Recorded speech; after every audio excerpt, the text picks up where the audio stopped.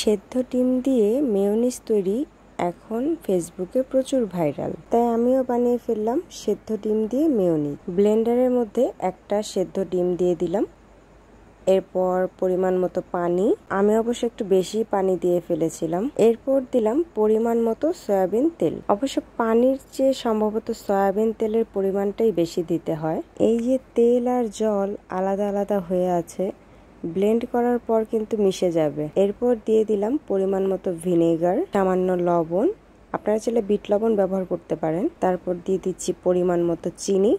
আমি অবশ্য মিষ্টি বেশি পছন্দ করি, তাই চিনি একটু বেশি দিয়েছিলাম। এরপর দিয়ে দিলাম চিলি ফ্লেক্স, আপনারা চাইলে এখানে গোলমরিচ ব্যবহার করতে পারেন। ব্লেন্ড করে নিলাম।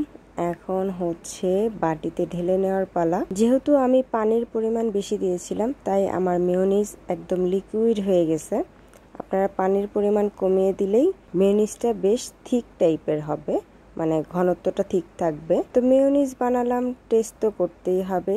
এই কারণে কিছু চিকেন অ্যান্ড পটেটো ফ্রাই করলাম। আলহামদুলিল্লাহ অনেক মজার আয়োজন ছিল। আপনারাও বাড়িতে অবশ্যই বানিয়ে খাবেন। তো আমি প্রথমে ওয়েজেস দিয়ে মেয়োনিজটা টেস্ট করলাম। হ্যাঁ, মেয়োনিজটা অনেকটা লিকুইড হয়ে গেছে, কিন্তু টেস্ট আলহামদুলিল্লাহ অনেক ভালো ছিল।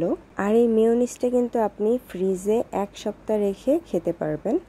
আমি যে পরের দিন আবার ওয়েজেস ভেজে নিয়েছিলাম, ওয়েজেস দিয়ে মেয়োনিজ আর ছিল সাথে সাবুর পায়েস।